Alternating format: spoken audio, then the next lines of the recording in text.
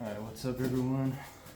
In this video I have my favorite manga of all time by my favorite manga author,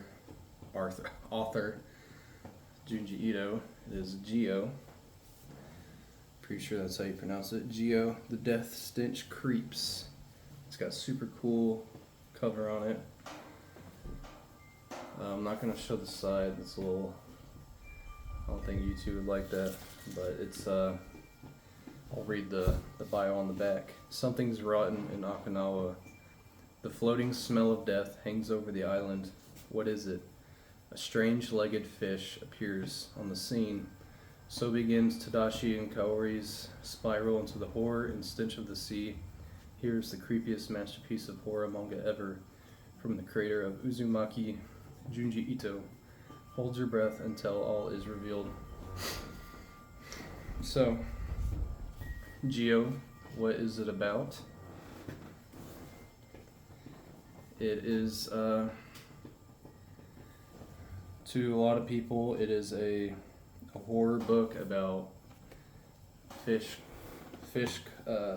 these little, like, four-legged, I think they're four-legged, these little creatures coming out of the ocean with four legs, and they're attached to dead fish. And along with it brings a absolutely horrible smell. And they just keep coming and coming. And it starts out with Tadashi and Kaori. They're on vacation or something. And they're in their, I think it's a hotel, they're in their hotel or whatever, and they keep smelling the smell. And they're hearing like something, and it runs into their little apartment or hotel or whatever. And it stinks, and it's super fast, and they can't see it. And then they finally catch up to it, and this is what they see right there. And so that's pretty bad. And they try to kill it, they try to take it outside, and it's basically not working. And then, who would have guessed, a bunch more come. And then eventually a shark with the same kind of creature attached to its insides right there. So once you see that, you're like, oh god, the creatures are getting bigger and scarier, and it's climbing into the little motel room or apartment or whatever. And so you're basically like, hopefully that's it. And no, it gets worse and worse. And eventually, you find one without anything attached to it. And you can probably guess what happens. It starts attaching to people,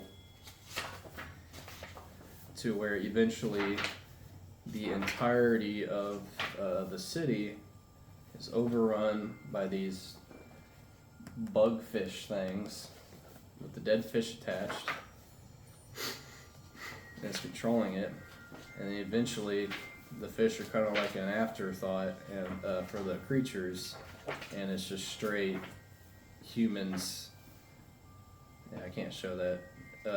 It attaches itself to humans, and then the entire population, like hundreds of thousands of people, are all trapped by these creatures, holding together by like a rib cage looking legs coming over, holding them down. They got these tubes in their mouths and all that. They're being controlled. It is the most disgusting and horrifying thing I've ever seen. And as someone that's a big fan of horror, and I showed the side. Oh well. As a big fan of horror, you're gonna like this. It's disgusting, it's awful, It's like the worst fate imaginable. But to me, there's more to it, such as I think it was Kaori. Yeah, Kaori. From the beginning of the story, she is absolutely miserable. She's depressed. She's terrified of everything. She's either screaming or crying anytime she speaks, or is on any frame in the book. And I feel like the way she feels is kind of like the danger level for the population at the time. Her sadness and fear builds up alongside with the craziness of the invasion by these little creatures, to where I don't want to spoil it, but it ends in such a way where it's like, it's awful.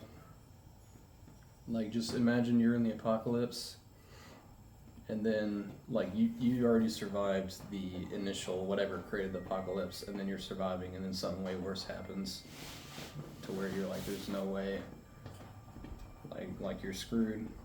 Basically, something like that happens, but then her situation changes and she smiles for the first time in the story, which reminded me, I read this before the movie, but when I saw the movie Midsummer, when you see her at the end, where all of her friends are dead, and she's being paraded around by that village, and she starts smiling.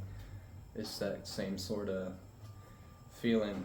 She felt extreme despair, probably worse than anything I've ever seen in any kind of fictional story. And then when it couldn't have been any worse, she is happy for the first time in the story. And for me personally, I like fictional stories that make me feel like intense emotion.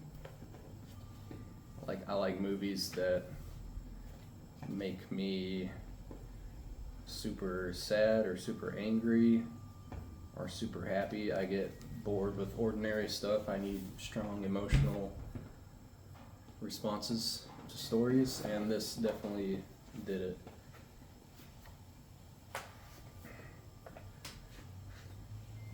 So it's not on the base level. It's kind of, it became trendy to like Junji Ito, but he's not just a manga guy that creates creepy pictures. There's emotion behind everything, especially the facial expressions, and the black and white helps a lot with that. I'm not a huge fan of like the Japanese, the like ordinary mainstream Japanese manga and anime art style. I feel like this is definitely Japanese, but it's got a lot more like life to it. It's not just big sparkly-eyed people making silly expressions all the time, and everyone looks like a little girl. I bet I could show that. Yeah, it's terrifying. But you can see, you know exactly the emotions of the characters on the pages. Like that right there, he looks very distraught. Oops. Oof. Yeah, I would definitely recommend it. I believe it's his best. A lot of people say Uzumaki is because of the spooky spirals, but I felt like this was a lot more disturbing, and you basically know everyone's screwed, but there's some silver linings that really make you glad that you read it. Like me, I was glad I read it. by the end. The whole time I was like, this is awful. I just felt horrible the entire book, and then until the very end, and then it was like a happy, sad ending. But yeah, that's it. I would say definitely check it out. My favorite kind of comic art style is usually American, like the Ed Brubaker and Sean Phillips stuff. I think that's my favorite art style, but this is my